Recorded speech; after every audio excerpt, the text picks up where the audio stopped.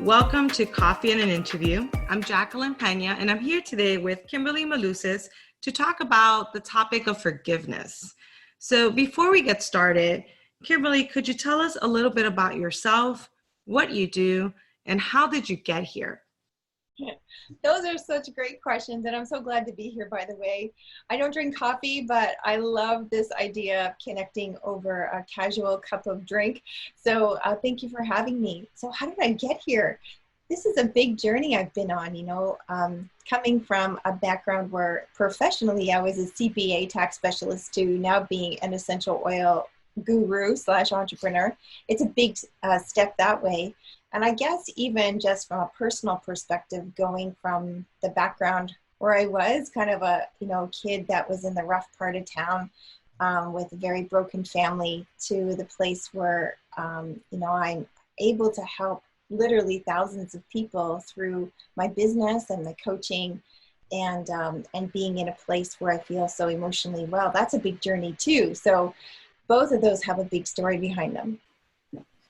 And so I know today we're going to talk about this big topic, really big topic of forgiveness together. Mm-hmm. And your journey kind of leads us into how you got into working on forgiveness with people. And I want to talk a little bit about how you got there from being a CPA. I know you have a course, I know you have a business. Do you want to talk us through a little bit of what you learned as you transitioned into your business and started building your course that led to this, to your work on forgiveness? Yeah, so I think what happened was, the transition to my business was kind of motivated by a desire to be more, to do more. I mean, I loved my work in an office, but I really felt like I was called to make an impact on people's lives and not just do tax returns.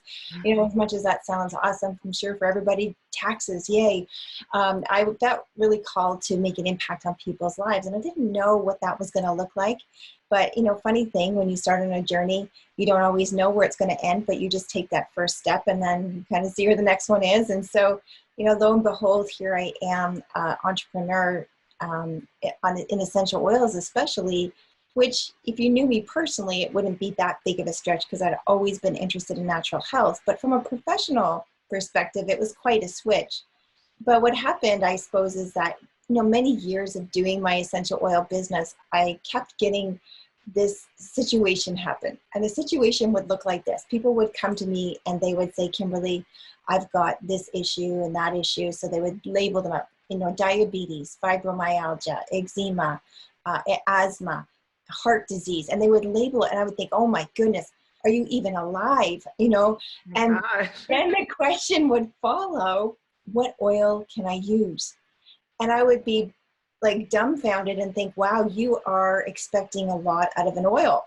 And oils are amazing. There's complex chemistry. There's so much that oils can do. And we really do joke that, there's an oil for that because there's an oil for so many things.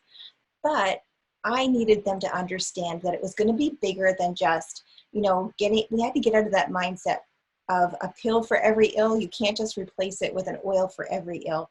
It really did require a complex approach. It was about what did they think? What did they eat? How did they move their bodies? And that kind of set in motion a desire for me to create a customer education program, which then set in motion a desire for me to be very self-reflective about my own situation. Because I reflected that, here I was 50 years old, more physically well, emotionally well, mentally well, financially well, spiritually connected than at any other time in my life. And if you look at where I came from, kid on the wrong side of the town from very bad background, how did I get to where I was? That at 50 years old, I didn't have a list of health issues. I had a list of amazing things in my life. And as I reflected, I realized if it just happened to me because I was lucky, well, that's not too helpful for people. But if it happened to me because I applied certain principles and I could teach those principles, then I knew that abundance was available and accessible for everyone. And of course, forgiveness is a huge part of that because our relationships massively affect our emotional health and our physical health and even our spiritual health. And forgiveness is a huge part of that. This one is a tough one perhaps, but how would you describe forgiveness? What is forgiveness? This is such a great question, because I think part of the reason why people get hung up in not wanting to forgive is because they misunderstand what it is. And I'll give you an example. Imagine that you have Billy and Johnny, and they're playing a game, and Billy hits Johnny over the head. Well, what does the mom do? The mom steps in and says, Billy, say sorry to Johnny. And, reluctantly or otherwise, Billy will say sorry to Johnny. And then what is Johnny expected to say? Usually, he's expected to say, it's okay. And when we ask a child, or when we're expected ourselves to say, it's okay, something inside of us says, wait a minute. What that person did was not okay. I don't want to forgive them. I'm not going to say that was okay. I mean, I was sexually abused for a huge portion of my teenage years by my mother's boyfriend. Was that okay? No. So why on earth would I want to forgive if what I'm saying is, oh, that's okay? Because when you say I forgive you, you're not saying it's okay. To understand forgiveness, you have to understand that what happened when someone did something to you is that they owed you something. They owe you an apology. They owe you, maybe they broke something and they owe that to you. Maybe they owe you, some kind of, restoration. Whatever it is, they owe you something. But the story, I think, that really highlights this is a story in the Bible about the unmerciful servant. And he was forgiven a huge debt, and he refused to forgive his brother or his fellow servant even a little bit. But I like that story, and we can go into it more, but I like it because it talks about a debt. Because what forgiveness really is releasing somebody from a debt that they owe you. And I guess the next question would be, why would you want to release somebody from a debt that they owe you? Do you want to talk about that now?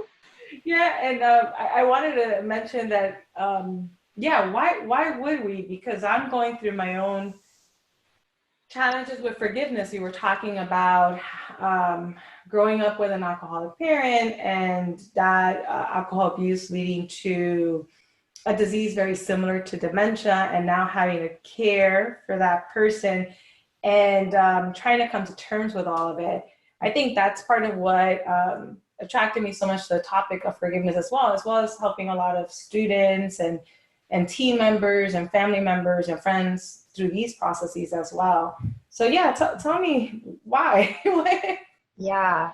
So it's an important question, like why, right? And I feel like, if it's okay for me to kind of refer back to that story, because I'm a Christian. So even if people aren't Christian, I tend to refer back to Bible stories because I feel like there's so much that people can access in terms of truth from that. So in the story, what happened was that there was this one servant, and he owed a lot of money to his master. It was the equivalent of millions of dollars.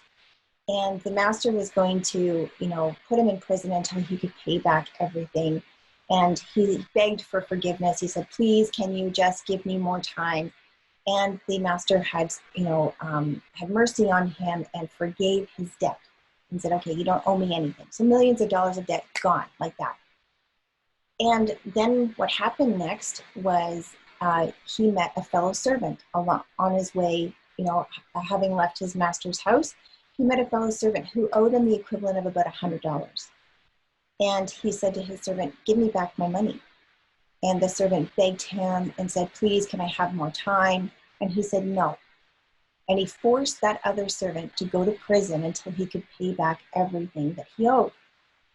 And so when the master found out about it, the master said, well, you're wicked. I forgave you like $1 million. You couldn't even forgive 100 to your fellow, servant. And then he sent him to prison. And Jesus's words will be, this is how my Heavenly Father will treat you unless you forgive your brother from your heart. And there's a couple of really important principles here. First of all, is the fact that we often, like, why would somebody not forgive $100 when they've just been forgiven $1 million? Like, the story is so ridiculous. Like, wouldn't you take the guy out for lunch? You'd be like, yeah, no problem. Let's go out to lunch, you know? Why? It's because we have what I call a forgiveness distortion. And that is that when we see what somebody else has done to us, it looks massive. But when we reflect on what we've done, it doesn't look so bad. So we don't actually perceive that we've been forgiven the $1 million. But what we do perceive is the fact that we're owed 100. Give me that 100. Because that looks so big to us. So we kind of diminish in our own eyes what we've done, and we kind of blow up what other people have done. Does that make sense? That I had never thought of it in that way. It makes perfect sense, but imagine how many times in our lives that perception of what we've done wrong and that we've been forgiven is so minimized, while what others have done that's so minimal, to use that word again, compared to what we've done can seem so huge, and how hard it is for us to forgive. I think it forces us to look at what we ourselves have done. Absolutely. And that we've been forgiven for, and maybe even that we need to forgive ourselves once we realize it.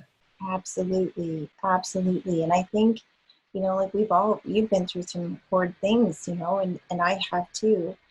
And as much as I would like to think that what I've done hasn't been that bad, I suppose the best person to ask about whether what I've done has been that bad is not me. It's the person I've done it to. And ultimately to God, right? Like, what does He perceive? And I think the more that I focus on how much I've been forgiven, the more easy it is for me to let go of what other people have done for me or to me. So that's one really important principle. But I think the other one that we can't let go of here is Jesus' own words. He said, you know, that the servant was going to be handed over to the jailers to be tortured until he could pay back all he owed. That's how my Heavenly Father will treat each of you unless you forgive from your heart. And I kind of look at that and think, no, not worth it.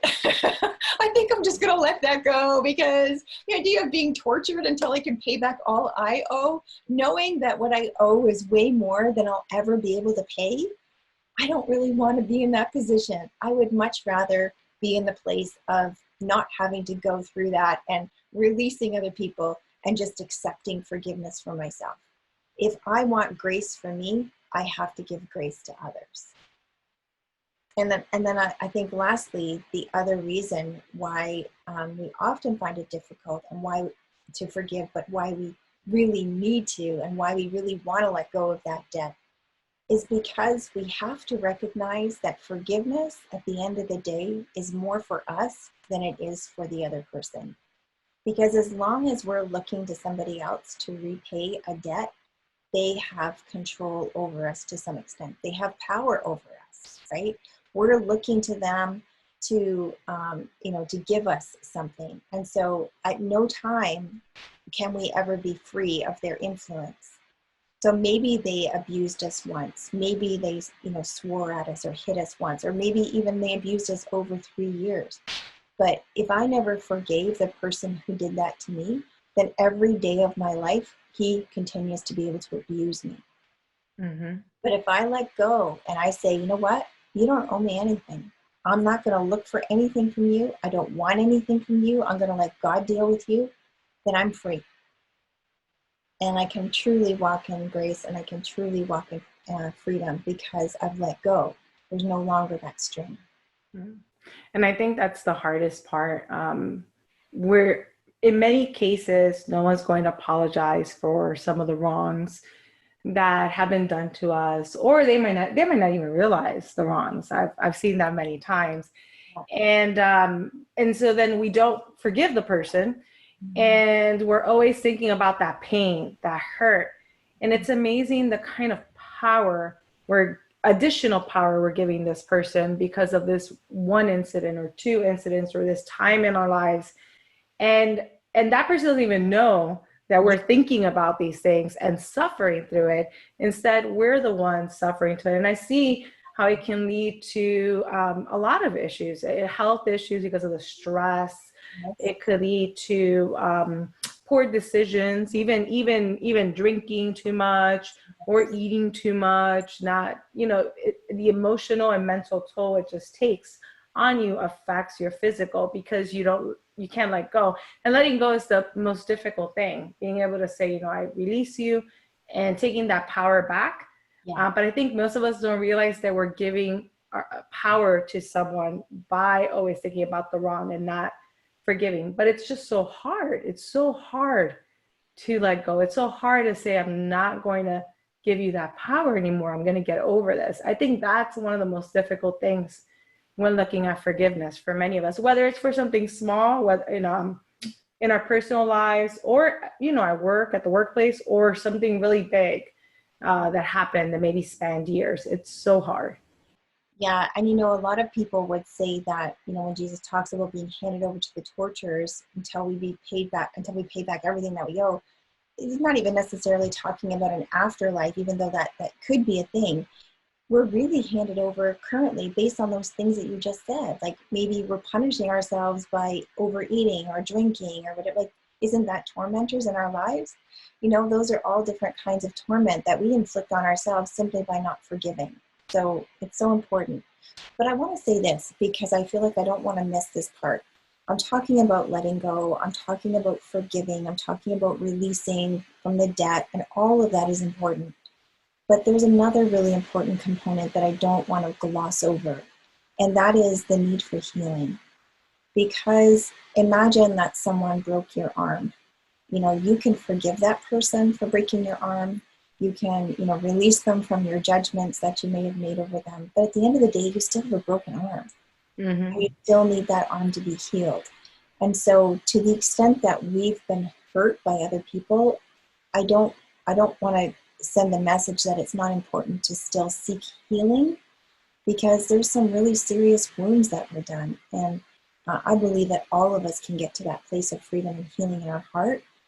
And it's not just going to happen. Forgiveness will be a huge part of that, but I think that there could be other steps as well. And I just don't want to gloss over that part. That's an excellent point, because how do we move on? How do we fix the broken? Mm-hmm.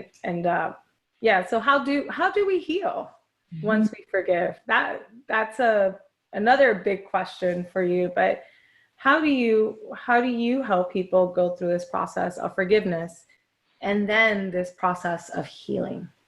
Yeah, that's such a huge question, because healing has been a huge part of my journey, coming out of my background and getting into the business that I do. I mean, I'm in business with people all day, every day. And if I don't have my issues dealt with, they're going to come up, so it's been a constant journey of trying to get healing.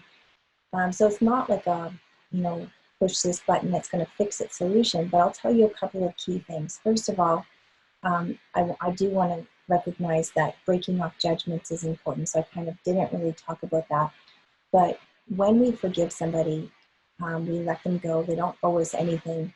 But we often make judgments about people.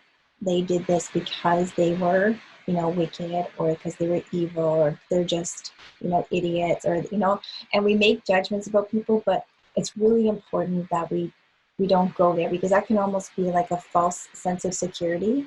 It can also almost be like still hanging on. So when I forgave my mother's boyfriend for what he did to me, I then had to go through a process of not looking at him as a beast, right? So I don't know his story. I don't know what he went through. I don't know if he was sexually abused. I don't know anything about really what was going on in his head when he did it, and it's not for me to judge. So I just have to break that off. But the other side of it that I think is really important, and this is a key aspect of this whole process, is boundaries. And I think that this becomes a missing component in the forgiveness process, because I can forgive my mother's boyfriend for the sexual abuse. I can break off my judgments about why he did it and what that means about him as a person. But I am not going to leave him alone with my children. I'm not. And that's an important boundary to set, because until he's repented and I've noticed that there's been a change in his life, and I trust that there's been a change in his life, I need to set boundaries. Boundaries are there to protect us. We can forgive, we can break up judgments, but we still need the boundaries. So that's one part. And then from there, we have to maybe erase some of the lies that we are believing in the process, because sometimes if something happens to us, we can develop lies. I can't trust men would be an important lie to break off. Yeah. Right? Because I couldn't trust that one, but God will show me the ones that I can trust, right? Or, I deserved it because I dressed a certain way, or because I was a certain way. We need to break that lie off. So working through what I would call, ungodly beliefs or disempowering beliefs is going to be really important. We have to break agreement with those beliefs and replace them with truth. That's an important part of the healing journey as well. So it's quite comprehensive, and there's other steps that we could talk about, but you get an idea of some of the things that you do. Yeah, and definitely for that healing process, once we can forgive, once we can let it go, breaking up those judgments, setting those clear boundaries and sticking to them, because I've tried to set boundaries and then I don't stick to them. Yeah, well, you're living in the situation. That's tricky. And but setting those, and I think psychologically, maybe one of the toughest steps might be erasing some of those lies. Yes. Those disempowering beliefs, replacing them with truths. Yeah. And that means that we have to kind of analyze those thoughts and determine what are those truths, and then adopt them, believe them and adopt them, and have them as affirmations, remind ourselves of these truths. Yeah, I actually tell people that when you go through the work on the disempowering beliefs and you start breaking them off, after you write out your new beliefs, that's just the beginning of the process. Then you have to go through 40 days of saying it out loud morning and evening, because you have to develop a new way of thinking. It's going to be easy for you to go back to. I remember the first time I went through what was called a healing week. It was a whole process where we did a lot of these steps. They had identified 28 disempowering beliefs that I had. That's a lot to work through in 3 hours. But one of them was, and the thing is about disempowering beliefs is that it actually feels right. I'll give you an example. It was the one that came up for me was the most appropriate way for me to respond when someone hurts me is to hurt them back. And I thought, yeah, of course, you're going to hurt me, you're going to feel it back, and it just seemed so right, when I of course now I kind of laugh at it, but at the time it was kind of like, well, what's wrong with that? So it feels right because it's what we have trained ourselves to do. So I had to spend 40 days trying to retrain myself on a new way to respond instead of trying to hurt back. So it can be a difficult process, but definitely a worthy one. Yeah. You just talked about something interesting too. You said, our instinct is to hurt back. That's what we want to do. And what I've noticed is when we do that, because a lot of us do that, right? We're going to find that moment to get revenge. We're going, we're going to do this, we're going to do that. We're going to say this thing and it's going to hurt that person.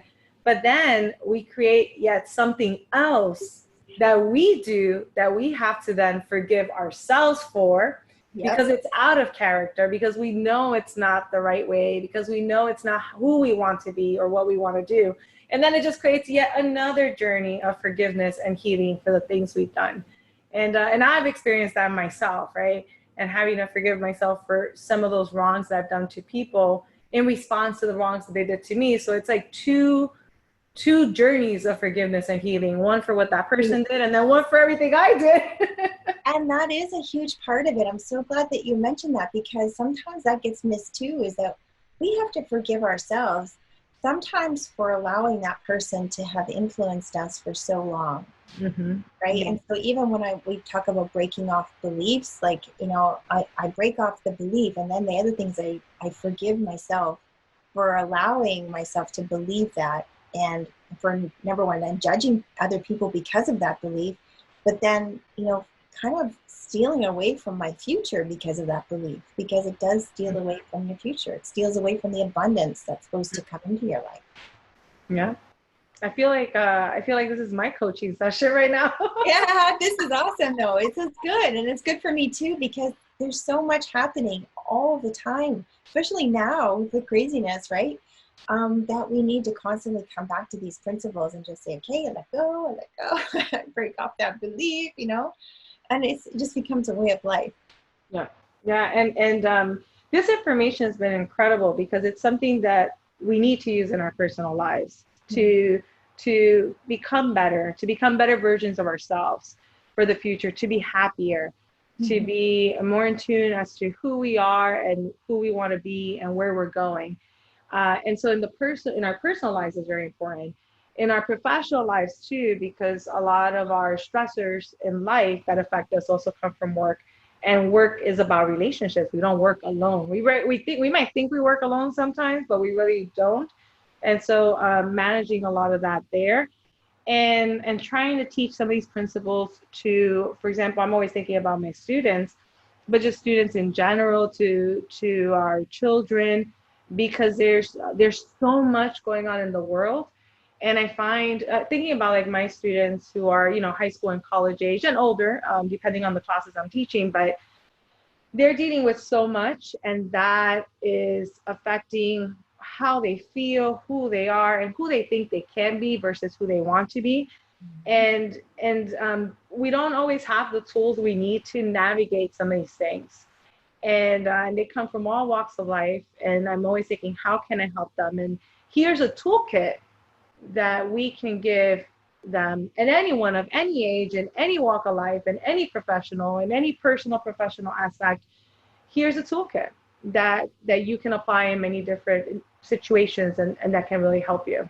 That's so important. And just imagine if, you know, all the United States and all the world would apply those principles now, instead of going to where they tend to go to, with rioting and anger and hatred, and like, there's so much of a better way.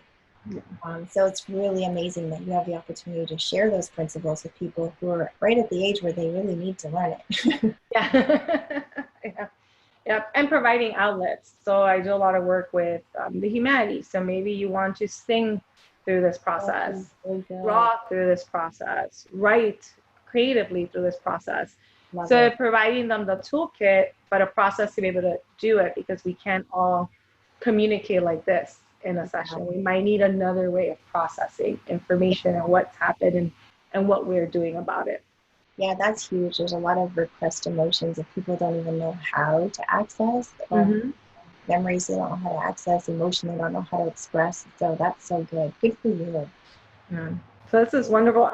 Do you have any tips or any advice for any of us? I mean, you have provided us with this amazing toolkit that I think we can all walk away. And, you know I'll have to listen to this episode a few times, because there's so many different aspects of my life where I can apply this toolkit of, forgiveness and healing. But do you have any final words of advice or any tips for us that you might want to share here in the interview?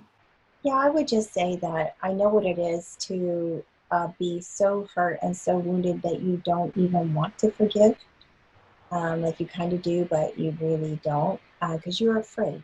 Frankly, you're afraid of what that's going to mean. And you're afraid that if you forgive, you will get hurt again.